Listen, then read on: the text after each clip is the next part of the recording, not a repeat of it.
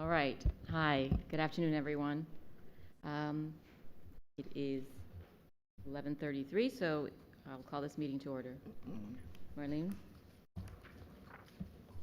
Good afternoon. Okay, Commissioner Joseph will be in late. Vice Mayor Lama, Here. Commissioner Stuyvesant, is not here yet. Commissioner Viscara, is not here. And Mayor Svechin. Here. I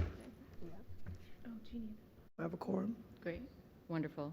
And just for the record, we don't need a quorum for a workshop, so we can proceed. Okay. Okay. Great. Thank you. All right. Amy? Yes. Good morning, Mayor and Vice Mayor. Good morning. In this morning's workshop, we are going to be diving into the bonus programs that are available to development projects. We're going to be discussing the purpose of the program, its challenges, and look to the Commission for guidance on how to move forward. This work is not optional. The city currently has a zoning in progress that cannot be lifted until the bonus program is addressed. And we cannot do so without direction from this body. So we welcome back Caitlin Forbes and Jeff Kadams with Complete Cities Planning Group, who will be presenting the background information and guiding the discussion, but I will be available for questions. Great. Thank you. And just before you begin, we had our first workshop, or rather of the week, on Monday with you all. It was pretty comprehensive, and I appreciate that. We're going to have a very similar format today, even though I think just for now it's just the two of us, but it could be the rest of the commission shortly. We made an effort at that last meeting on Monday to encourage the public to continue to provide any sort of feedback. Did we get any feedback, or did anyone reach out? All right, if possible, if we can again put up the city clerk email. Is that working okay? Are we live streaming? Because I'm looking at that. Oh, I see. Okay, but we're live streaming. It's okay. People, okay, perfect. All right, wonderful. So did anyone reach out? Okay, so if we can just make sure to put that up there again so that people know that they can still continue to provide feedback. And with that, please begin your presentation, and we'll save our questions until the end.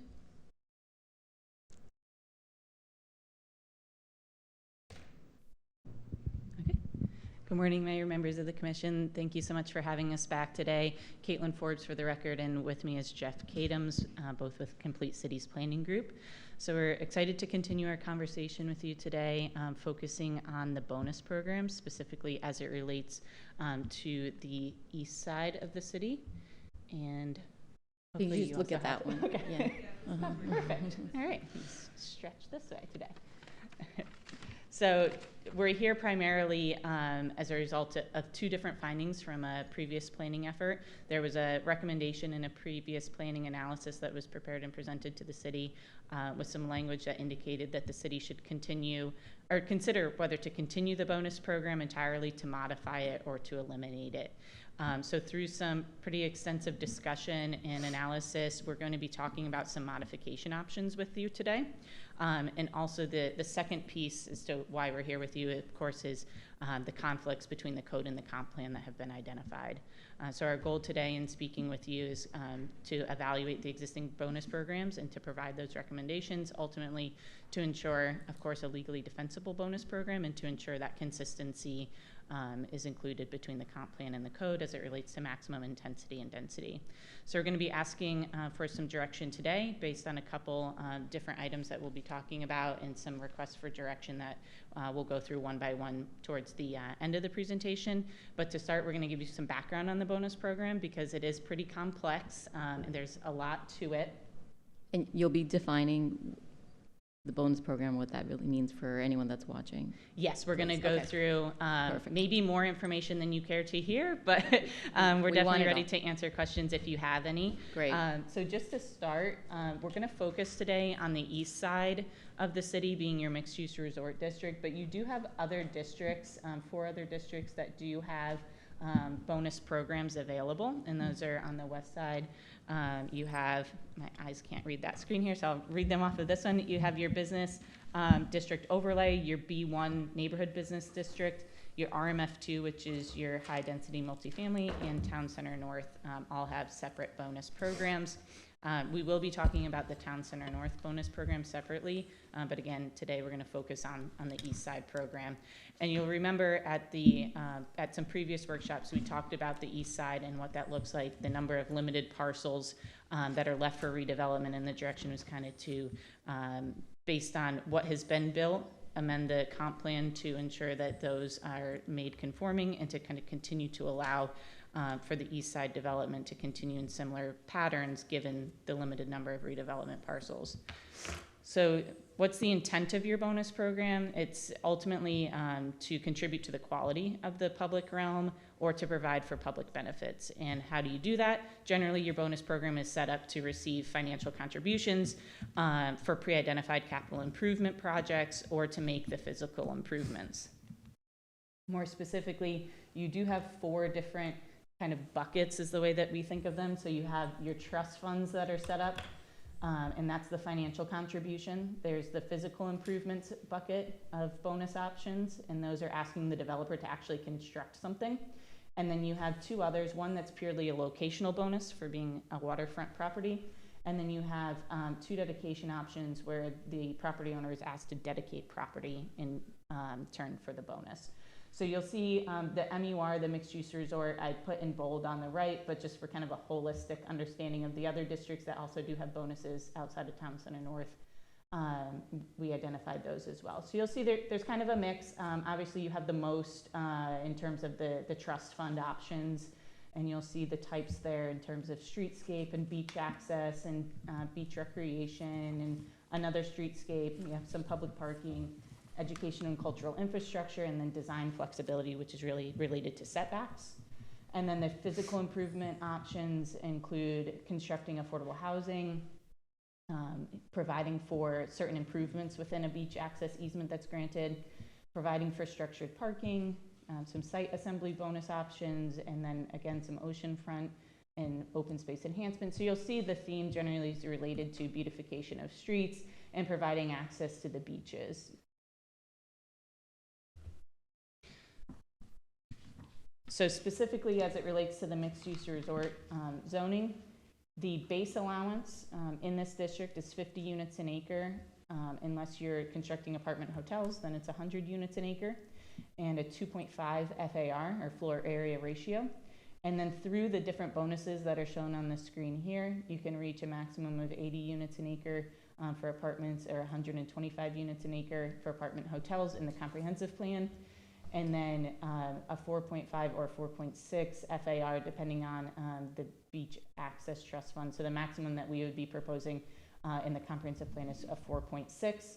And then you would add the TDRs, which is a 30% bonus on top of that, which would bring you to the maximum that has been built on the east side, which is 5.98 FAR through the projects that currently exist. So you'll see a lot of numbers on this screen, but generally the bonuses are captured on the left column here in terms of the FAR, the floor area ratio bonuses. And then in parentheses and italics, you'll see the type of improvement, which kind of relates to that previous screen. So the first one's an improvement bonus, so they're being asked to actually do something. The second is a fund bonus, meaning they're asked to contribute money. And that theme continues throughout the slide here, so you can see what those bonuses are asking the developer to do. And then the corresponding column is the amount of FAR that the developer is granted. So you'll see it in different increments.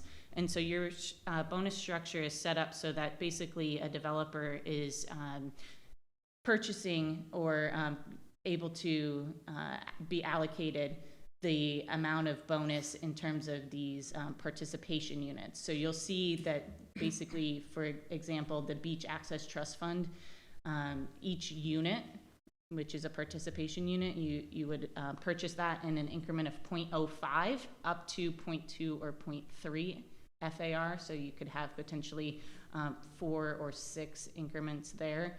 And that's at a cost of $200,000 per unit. So if you're going to the 0.2 FAR, then you're buying 4 units times the $200,000 per unit price.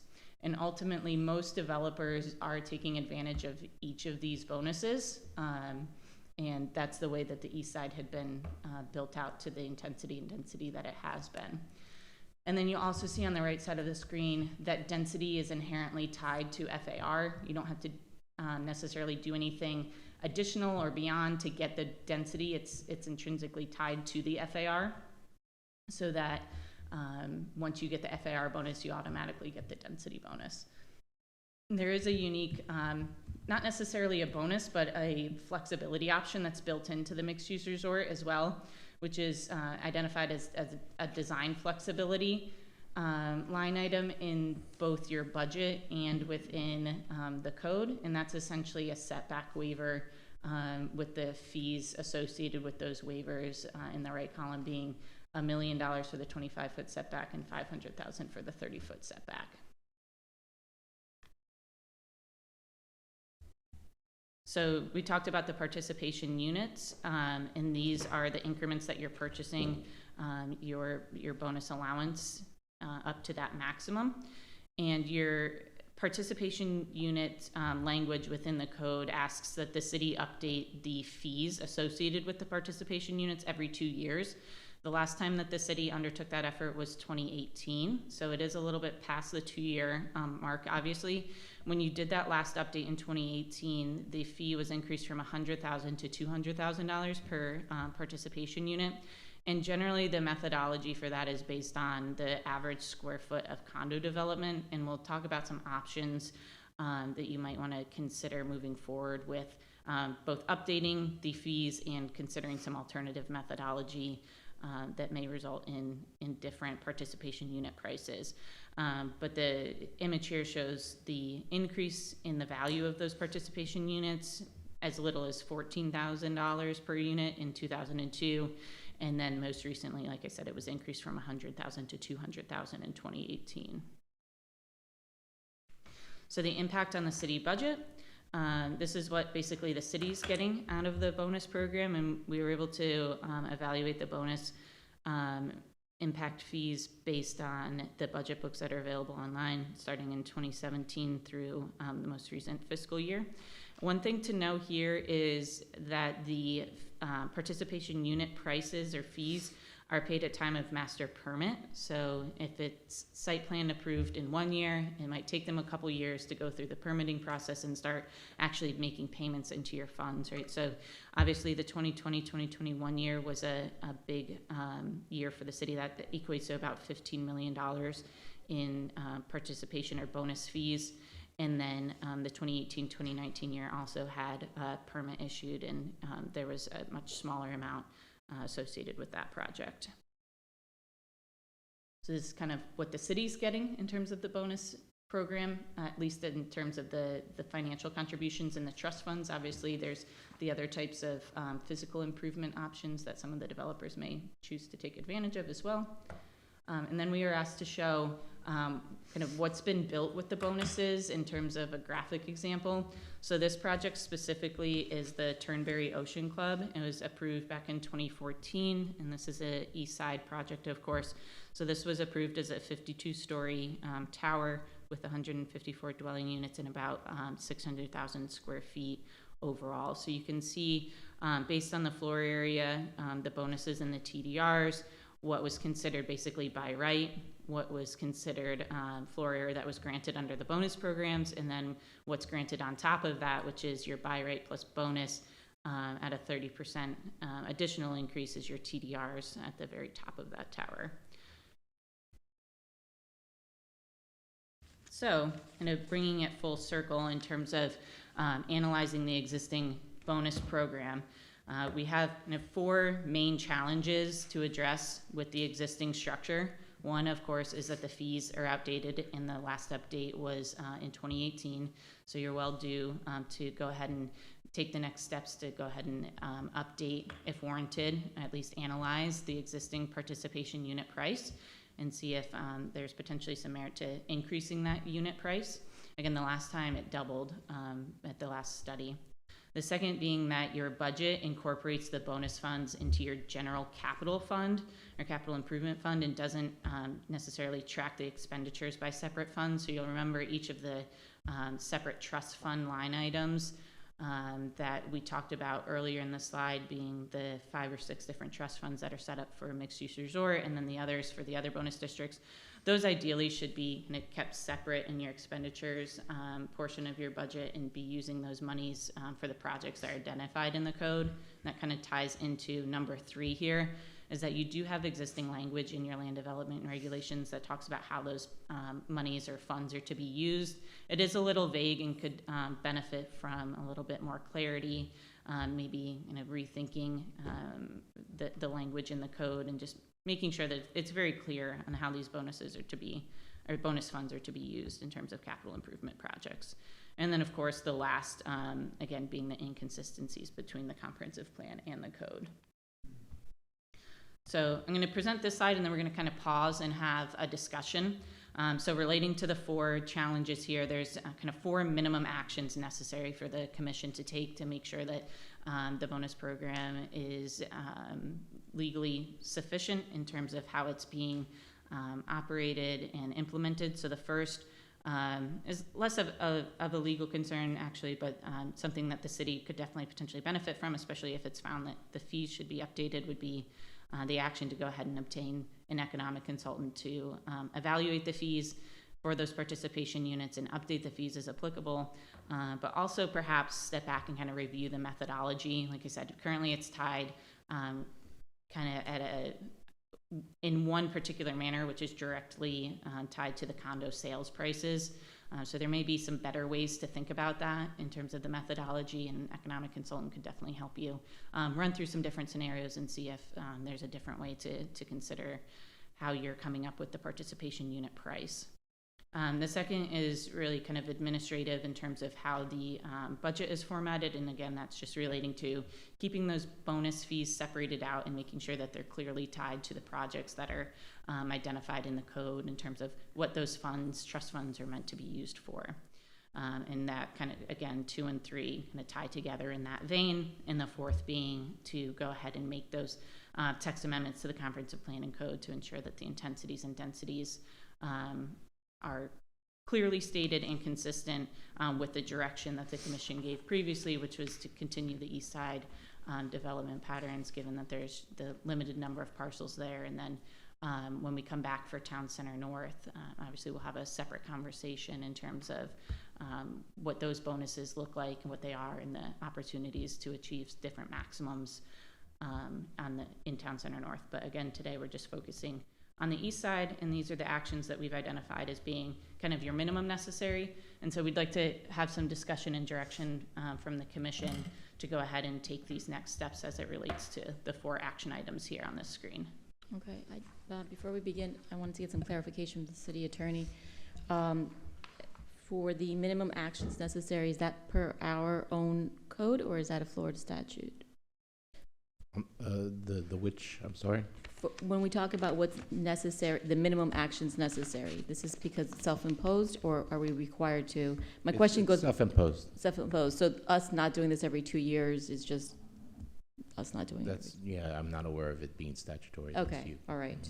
And do we know what was the methodology? Why in 2018 we doubled it? No? That was my question. I think that's part of one of the issues, that there needs to be a more defined methodology so that we can, I think it, like Caitlin stated, it was tied to condo, but I think if push came to shove, we'd be hard pressed to really identify exactly how we came up with that number. Okay, Yeah. all right, that's fair. Commissioner Joseph, do you want to Yeah. start? But still, it was a double, so it had to be based on something that you doubled the fees. We think, but I don't know, that's the thing. I mean, if somebody says it's arbitrary, we need some way to identify how exactly it was calculated. So that's why one of the suggestions is to really articulate what that methodology is, so everybody's clear on how we reach a number. Yeah, and then before 2018, when was the next time going back that Yep, fees were changed? So you had an update in 2015 that was to bring the unit price to 100,000, and then that was the From price what that was number? doubled. That In was- 2015, it was 100,000, Yeah, and what was it before? and then It was doubled. since 2000 It and was 50. between 2007 and 2015, it stayed at $72,000. There were, it appears to be in the resolution that there were analyses done at the 2009, 11, and 13 year marks, but there was no increase suggested at that time. So it stayed at 72,000 from 2007 to 2015. Okay, do we know what analysis that was based on in 2015? Yes, it all appears to be tied to the price per condo square foot. So it ties back into the sales price and average sales price per square foot of condo development, which an economic consultant might have some better suggestions on how to maybe rethink that methodology. Okay, but between 2018 and today, how have the prices changed? We haven't done the economic analysis to tell you what the new average is in terms of your square foot per condo price. I would imagine since 2018, just given the world that we're in, that it's probably significantly increased, if not at least marginally. So I would expect if you followed that same methodology that you would potentially see an increase in participation unit price. But I think our suggestion is to ask the consultant if they would continue that methodology or maybe rethink the methodology entirely. Thank you. Vice Mayor? I mean, one of my main concerns, backtracking a little bit, is, we're talking mostly about the west side, obviously. The east side is basically, like you stated, there's only a couple of parcels there on the east side. I don't think we could affect anything much there. And, when we're talking about bonuses, I think we first need to see exactly how much can the city handle. Regardless of how the bonuses have been managed or not, I think we need to really take a good look at, because I see that example that you showed us about the building where, they only had, 40% by right, and you're talking about 60%, was bonuses and TDR. So it is an eye-opener, I think, when you see the visual of it. And we need to be very careful about how we approach bonuses for the west side. Bonuses are discretionary, or should be discretionary. So I think we should start from there and then work our way backwards if we want to continue with some sort of bonus program for developers. I mean, obviously, I understand that it needs to be economically sound for them. But then again, we need to take an overall look at, the impact to the city, to our quality of life, traffic, etc. So I would need to, really take a good look at everything you presented to us. Yes, and we'll definitely be coming back in terms of the west side development specific to Town Center North. Today, the direction is largely to be able to take the next step in terms of bringing back the east side comprehensive plan amendments, the text amendments. So we're focusing largely on the east side today, and then we'll be back with you to talk about Town Center North bonuses on the west side through a separate process. Understood. But like right now, the east side, I mean, I think the understanding is that we, like 90% of the east side is already developed. So what is that you're looking for as far as direction? Do you want us to tell you, like you stated in that last slide, do we keep it the same? Do we go into, how we've been managing that and take those funds from bonuses and put them into another account? So what is the ultimate question here? I mean, do you want us to say we either keep it the same, we revise it, we bring down the bonuses for these new buildings that are going to go up or will go up in the future? So so we had previous direction from the commission that the east side bonuses would generally stay the same in terms of how they've been implemented. And so what that means is that we would modify the text to the comprehensive plan to be consistent with how it had been previously administered. And so we'd be bringing back text amendments that implement a maximum FAR and density consistent with how you've been applying it, given that there's only a couple parcels left on the east side. And then the west side, you might want to consider some more holistic changes in terms of town center north, which is a process that we're going to go through separately at a later date. So Okay. in terms of what we're asking for you from the commission today, it's more administrative in nature, being, you know, the economic consultant to evaluate the participation fees, and then the middle two are really modifying how the bonus funds are shown in the budget going forward. The third is a text amendment that we'll bring back to you for the land development code that just kind of clarifies how those funds are to be used, because it's, like I said, it's a little vague. And then just the direction to go ahead and bring back those text amendments to the comp plan and code. So at this point, like you said, it's more administrative and not philosophical. I mean, Yes. because, on the east side, I mean, it's already done for, basically. So, I'm more concerned about, looking past the east side. And, I mean, I would like to see how we, let's say, where we allocate the funds to, and then make sure that the text amendments are in line with our comp plan, our code, et cetera, and make sure that everything is clear, so there's no issues about non-conforming buildings, whatever, issues that we have had to deal in the past with. Great. Thank you. Yeah. And Vice Mayor, if I may, just to clarify, when you said that they're discretionary, as they're set up, they're not discretionary. 'Cause Well, most I of them would- are payment in funds. So unless you have a physical improvement, for example, beach access, if you're not building on the beach, not available. So obviously that's not something Yeah. that And that's is something I would like to look into more when, talking about the west side. Because that's something you all will have to decide as to, again, back to Caitlin's point, as to whether you keep it the way, your system the way it is, you're going to modify it or terminate it, because that will affect, obviously, your FAR maximums juxtaposed to what kind of bonuses you offer. So you're going to have to figure that out. Understood, yeah. Amy, how many, if you know, how many available or undeveloped lots do we have on the east side? How many would this affect? So there's about 5 to 6 properties that could be redeveloped on the east side. But that's, those lots aren't vacant, they're not ready to be redeveloped currently. But that's just in terms of not looking at properties that have been redeveloped in the past, 20 years. Those are So 5 are to you 6 including, properties that could maybe potentially. how about the Ramada? That's including the Ramada. This includes the Ramada. Right, but again, that would require, No, I'm just saying, I'm Buyout. thinking for the future. So this would include the Newport if they ever wanted to redevelop as well. right. Although that's a So little it's bit those different older because they building gave away a lot sites. of their rights already. Okay. Mhm. So 6 or 7. Okay. Out of 40, I think?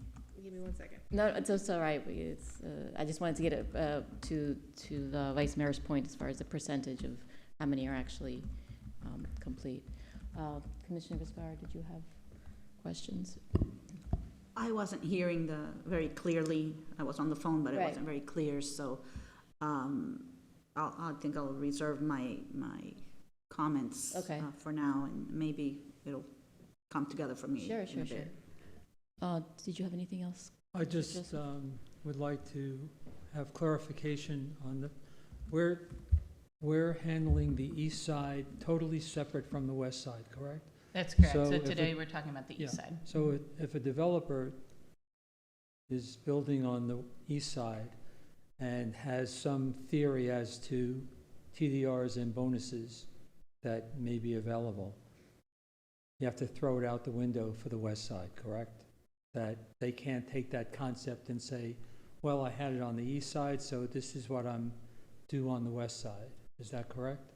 I think that would depend on the commission's direction in Mhm. terms of potential future changes to the west side districts. And that's a conversation for the separate process. Right. So we would look to you for direction on if you were looking to contemplate additional changes. Okay. Okay, but so if someone right now owns a property on the east side, and they also own a property on the west side, can they say that we're due the same bonuses on the west side that we achieved on the east side? No, the bonus structure is set up differently per each category, or per zoning district, I should say. And I can bring that screen back up. So That's here's the different bonuses. And so the MUR is the mixed-use resort. That's the east side. Those are in bold. Your other districts that aren't in bold are generally located on the west side of the city.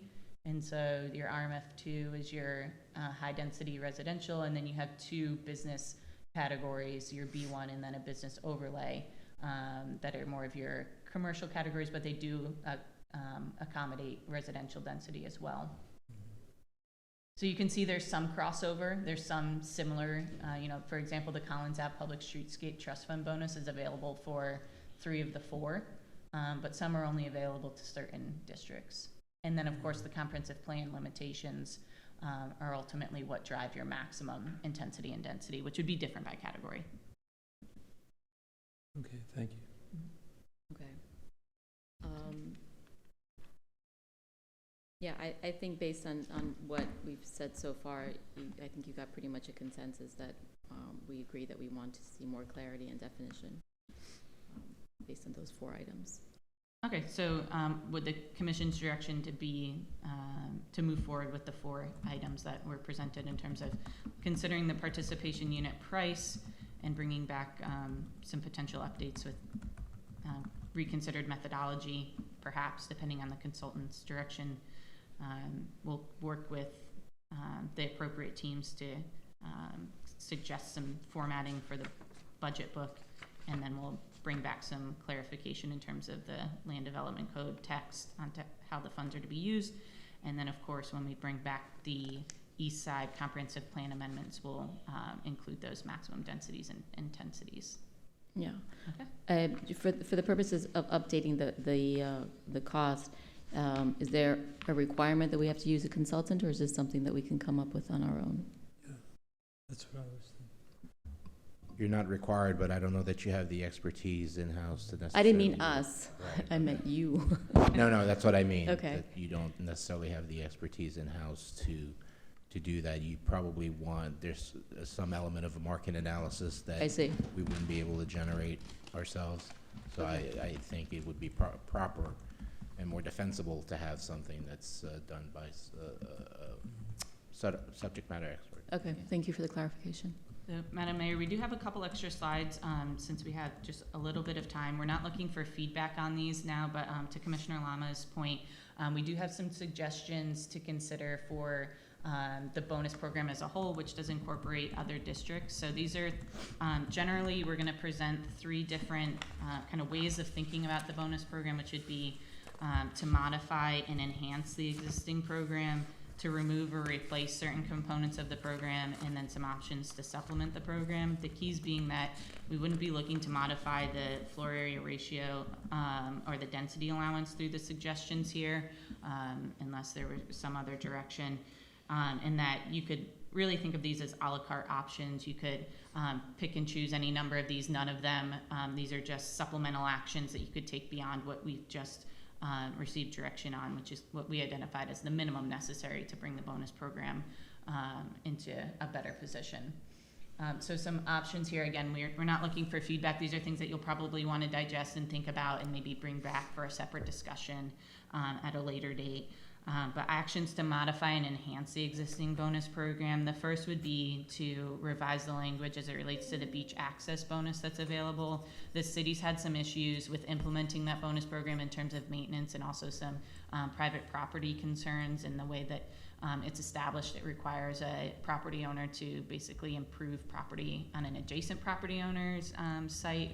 If they are kind of second into the process, they have to take over a previously improved beach access easement, and so it has created some administrative headaches for the city. So I think that's kind of an easy cleanup for the city and puts the city staff in a better position to administer its code.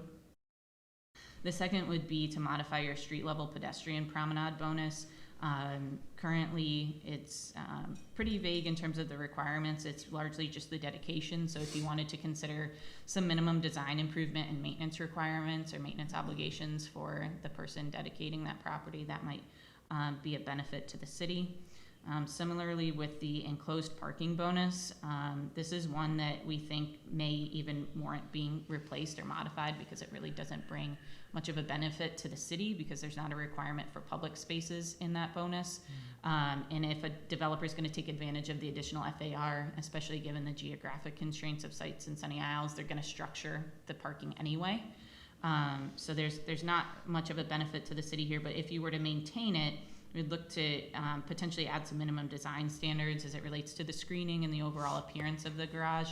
Again, that might be one that you replace with a different alternative that better suits the city or better benefits the city or the public. The next option would be the fact that you have two streetscape trust funds that are identified. There doesn't seem to really be a need to keep those separated, and maybe it makes sense to collapse those into one trust fund. You also have an educational and cultural bonus.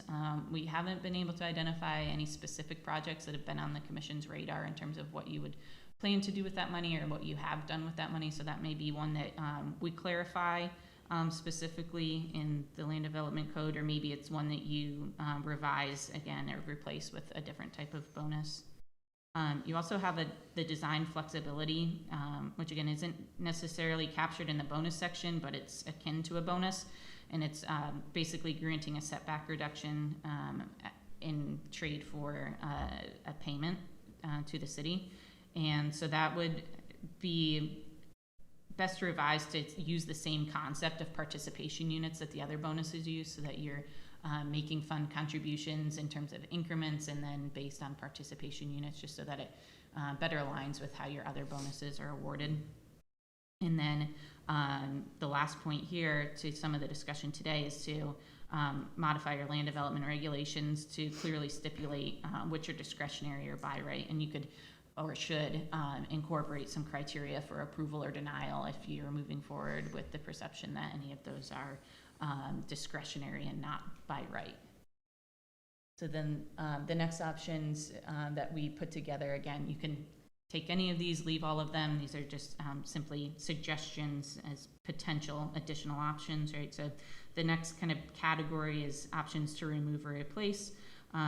We would suggest removing and replacing the site assembly bonus at this point, especially given the market trends in Sunny Isles and that you're not looking necessarily to foster redevelopment in the same way that an older Sunny Isles may have, or blighted cities elsewhere that give these site assembly bonuses. It doesn't really result in a benefit to the city at this point.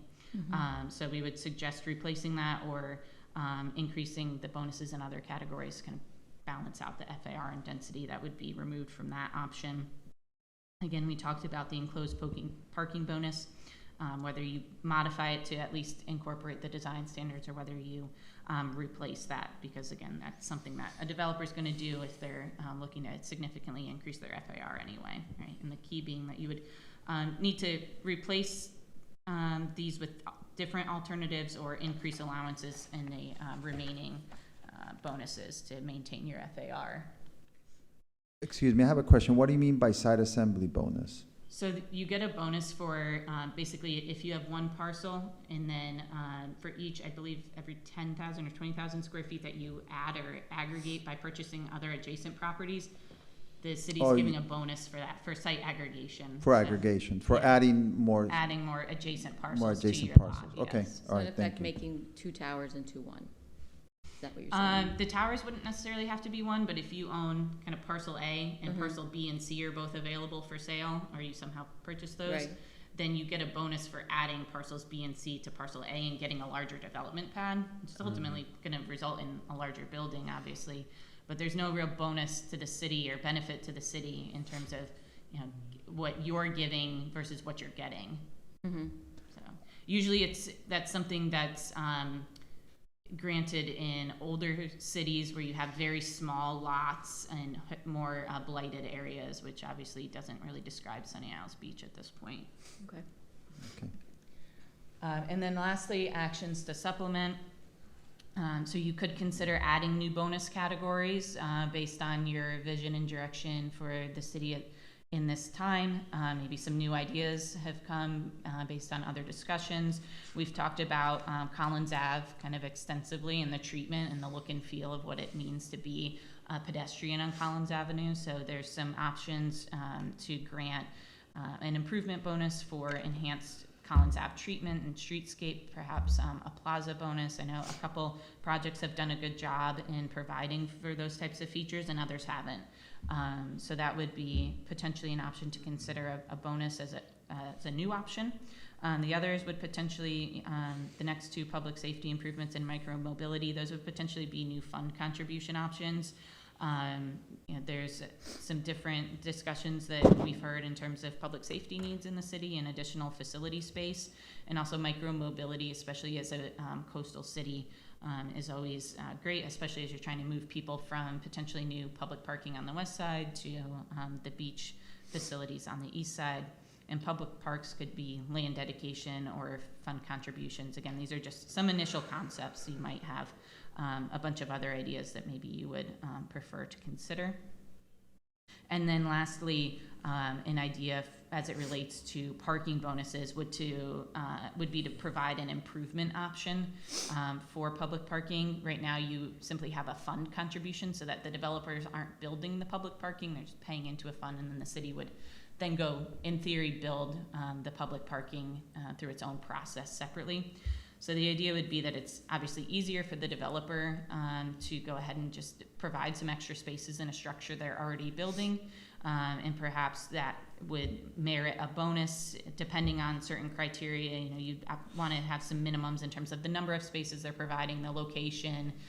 You'd want probably more of the ground floor spaces. You'd want to have some language about signage so that people know that the public parking is available in these spaces. You'd want to think about revenue sharing and things like that. So it might be something to consider to add a bonus option where the developer is actually building you those spaces in accordance with some minimum criteria, and then you could maybe even consider granting more of a bonus for actually providing it and less of a bonus for simply contributing the funds. So like you said, we aren't necessarily looking for feedback on these right now because these will take you some time to digest, but we just wanted to put out kind of some food for thought, some options to consider as you start to think about the bonus program as a whole and maybe some additional actions necessary. But we certainly appreciate the conversation that we were able to get and the direction we were able to get on the minimums action necessary. So we'll be able to implement the text amendments to the comp plan and the code accordingly and bring those back to you to continue in our process. So just for clarification, are you suggesting that we request public parking spaces in private buildings? It would As be part one of the option bonus? that you could consider. Again, so if you see it in other cities that the developers in their private projects will provide maybe the first floor or two for public parking or the basement levels for public parking, and then the rest they'll have a gate for their private residents or for their facility, but then there would be signage at the street level to indicate that there's public parking available in these towers. Usually it would probably most likely be for your beach parking or things like that, but it's a structure that's already being built, Yeah. so it's a lot easier for them to add a floor or two to provide for the parking than it is for the city to go out and find the land and obviously build an entirely new structure that you weren't necessarily contemplating building. Okay. All right. Commissioner Viscara, did you come up with anything? Well, I mean, I'm just like I said, I was trying to listen in, but it was a little fuzzy. I think certainly you've given us a lot to think about, and I understand that we're separating the east and the west side. But I may be echoing what Vice Mayor Lama is saying. I know that for the purposes of this conversation, we're separating east and west, right? But the city is small, and it's when one part is impacted, the whole city is impacted because we're small. And as we make these decisions, I think we need to keep in mind, like my overarching concept is basically, the ship has basically sailed on the east side. I do think that we oversold height or it was overspent, or however you wanna frame that, and I'd like to we do what we have to do with the east, but then mitigate it on the west. And I understand that may have its legal challenges, but I have repeatedly asked for the definition of overdevelopment.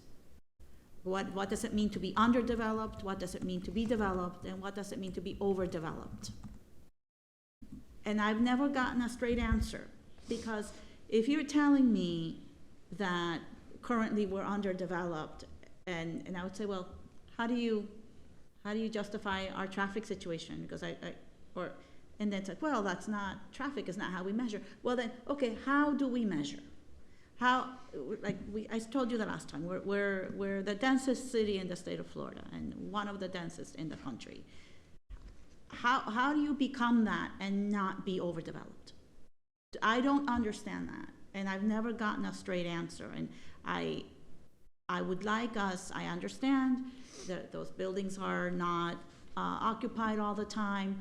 They're not really the problem in terms of our density and we'll even say traffic, because they're not as occupied as the West. But I want to have this conversation in that context of moving forward and correcting the code, and not everything that we're doing. It should also be, creating a plan and the rules and the vision for the West Side. It's convenient to separate it because of what's already been done and how we grew.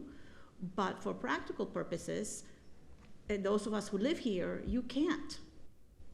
So we can make decisions, East Side versus West Side, but always under the umbrella of it's still one city. And what affects one portion affects everything.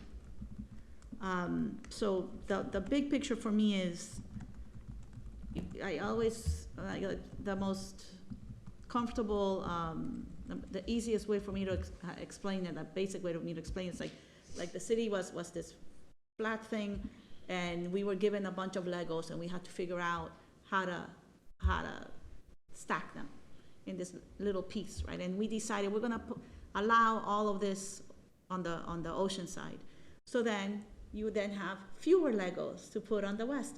But if the idea is, no, once you allow here, well, you can allow it here, or these are not the same Legos because this is extra bucket that we're calling bonuses, then that affects that density component. I don't know if I'm making sense to you, but for me, that's always a very useful visual. So I would like this conversation. We have to fix things, I understand that, but and we have to address it separately, I understand that, but at some point, the two have to make sense together. We can't just have one nonsensical thing and another nonsensical thing, because then we're just compounding the problem. Mm-hmm. Right? Am I making sense? Yeah, and I think Okay. that's where, if you, as a commission, come back and have the discussion regarding establishing criteria for issuing the bonuses, and make that a little bit more clear in terms of discretionary, non-discretionary, having the criteria for issuing the bonuses, I think that'll particularly help on the West Side. Like you said, we've kind of got our direction on the East Side, but for the West Side, there's a lot of opportunity. In the last 3 slides, we incorporated both East Side and West Side bonuses, so there's a lot of suggestions for ways to modify, remove, supplement the bonus program on the West Side. So I think there's definitely continued discussion to be had, and lots of opportunities for the commission to provide some further direction. Would you be able to answer that, not now, but can we get an answer to that question? At what point are we overdeveloped? Where is the tipping point for that?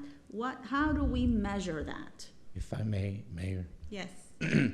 part of, that's the whole purpose of your comprehensive plan. Your growth is controlled by your comprehensive plan. That's why adherence to it is so important.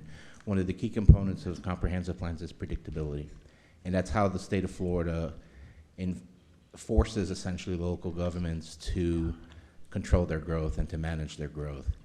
And that's why here it's so important that, because part of the problem that we're trying to fix is that your comp plan was not predictable.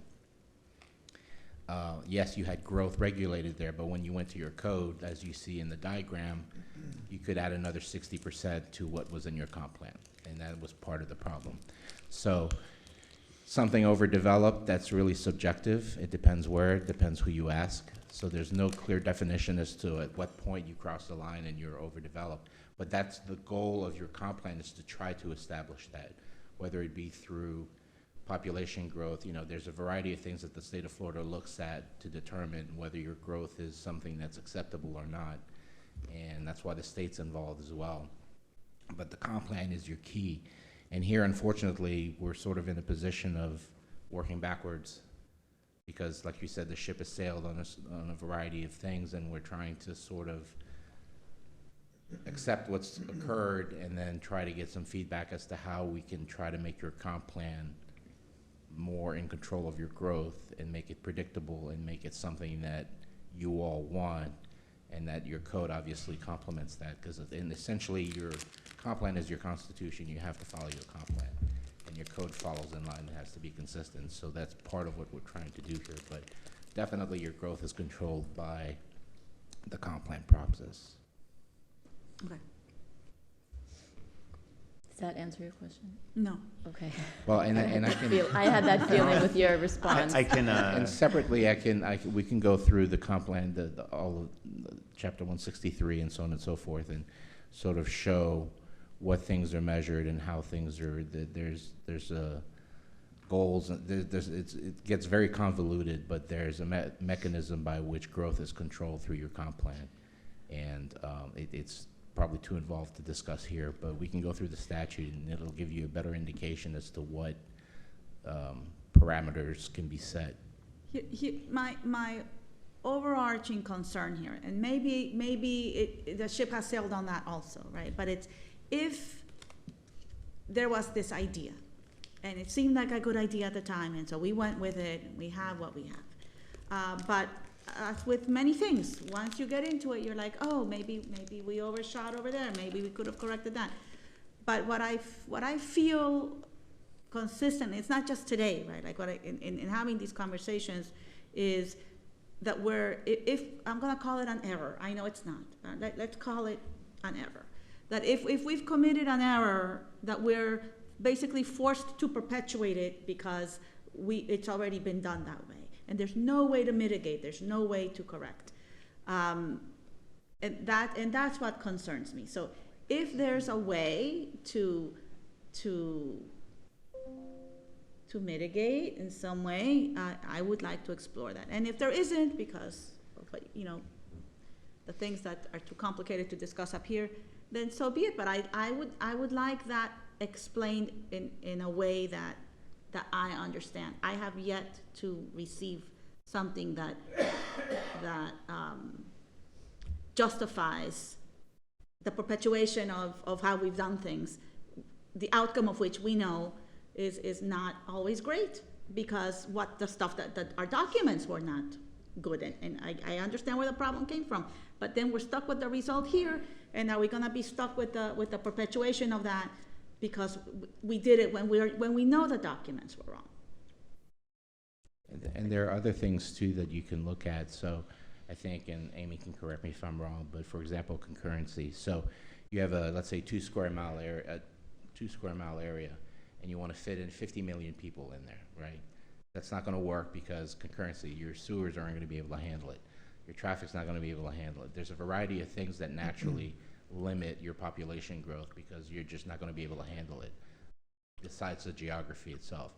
So beyond your comp plan, which sets your goals and your vision and your actual growth plan, you have those other aspects that come to play as well when it comes to population growth and other services you have to provide.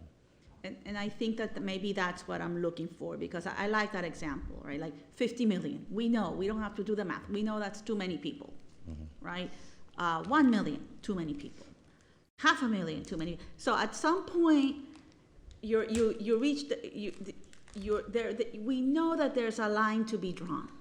We know that at 1 million is too much, at 500,000 is too much, 100,000 is too much, right? So, and then we're getting into those fuzzy numbers. Well, maybe that. So there is a way, right? There is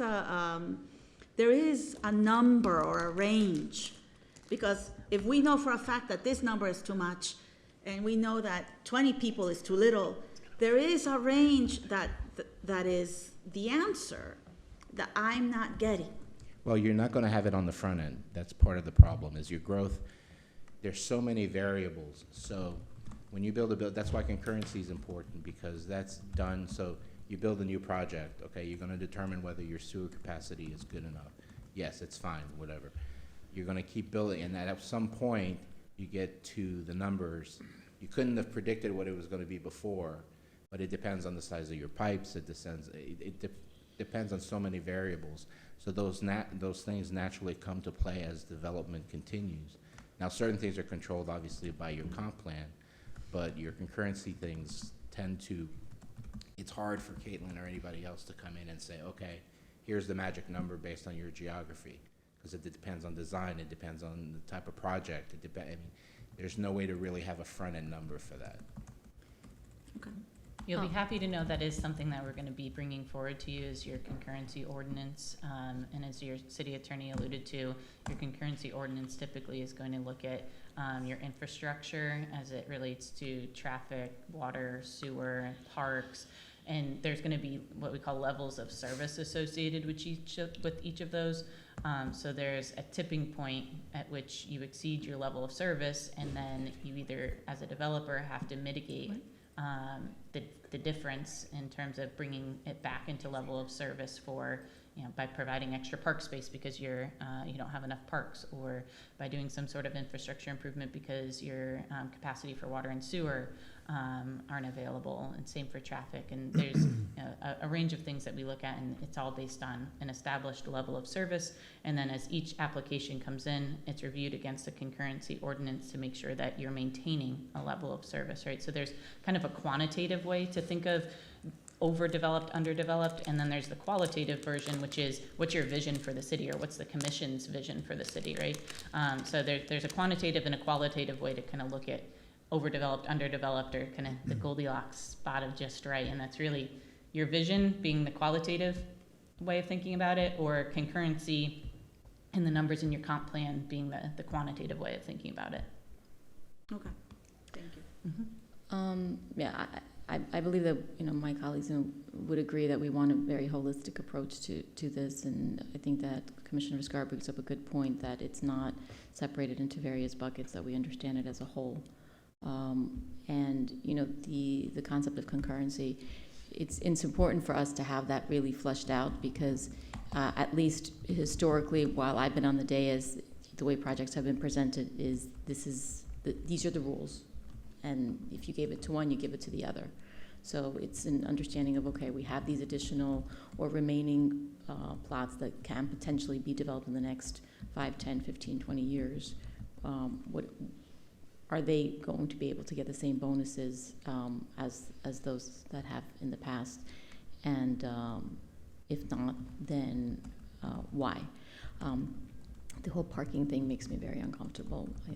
I don't think that we even have the capacity to do something like that, because to me that brings even more people to the city. But I know that's not the purpose of this. I just wanted to clarify that. Please go ahead, Vice Mayor. Yeah, regarding the bonuses, and now that we're talking about the city as a whole, I think that the example that you showed us with the building, and I'll go back to that, it cannot be repeated. I mean, you're talking about between TDRs and bonuses, they got 60% more. So you're talking about a building that was probably going to be 30 floors, grows to 70 floors. So that cannot happen on the west side. And then when we're talking about concurrency and levels of service, I would like to understand better how those are determined, because there has not been a building that, and I've seen studies where they don't meet the concurrency. And I know, for instance, when we're talking about levels of service for the school, they take the whole school district and then they make it fit, they make it work. So I think that we really need to take a good look at concurrency and understand it very well, because obviously, these buildings were allowed to be built. But when we're talking about reality and we're walking the streets and we see the traffic and all of that, that concurrency really, I don't know, it goes somewhere else. It goes out the door. I think what you're Yeah. trying to say, in theory and practice, they don't, Yeah, they're not exactly. matching So up. the reality is different, and, yeah, so we need to take a hard look at that and understand it well. Do you want to add something? Yes, so, I'm just, as a thought, there must be some figures regarding water flow from, right, North Miami Beach supplies our water. There must be some numbers that they have regarding how much water Sunny Isles is requiring, and what might be some type of limit or number, and how it changes according to the number of people. And also sewage, right? There must be some type of, someone must monitor this, right? Yeah, absolutely. Sewage flow and, out, and what is, like a few years ago, we had, week after week, we had sewage pipe breaks in Fort Lauderdale, if you remember. And it was just nonstop. And we could get to that point if we have overdevelopment and, it's not regulated to some degree. Yeah, there's certainly water supply plans that are maintained and data in Right. terms of what Sunny Isles is permitted to withdraw and Right, things like so that might Mhm. be something to look at. Where are we, and, what is the maximum that is acceptable? Same thing for outflow of waste. Mhm. Yep, absolutely. That'll all be part of your concurrency Mhm. ordinance. So what's the next step for us? So we'll continue to finalize the Eastside comprehensive plan and text amendments, and we'll bring those forward to you. The concurrency ordinance will also be coming to you, and then kind of as a separate process, of course, we'll be continuing to draft the vision document based on the direction that we've received for Town Center North. So we'll be bringing that to you. That would be something that you would ultimately adopt by resolution, and then that would drive kind of the next phase of work, which is the comprehensive plan and land development regulations for Town Center North. And that would be, the vision document would be the basis for those future amendments, and those would implement the vision document. Okay. Susan, the presentation from earlier this week and today, can those be put out on our website and potentially in social media? And again, encourage people to give any sort of feedback so that we give the optimal opportunity until the very last day. Yeah, okay. I would just like to say one more thing Please, go regarding the fees, if I can. So it just makes sense, since the fees have not gone up since 2018, and I don't know of anything that has gone down, really. So it makes sense for us to look at the fee structure on the bonuses, and I would think absolutely they should be changing, to be additional. Okay. Okay. All right, thank you. Thank you very much. Yeah, thank you. We appreciate it. Yeah, meeting adjourned.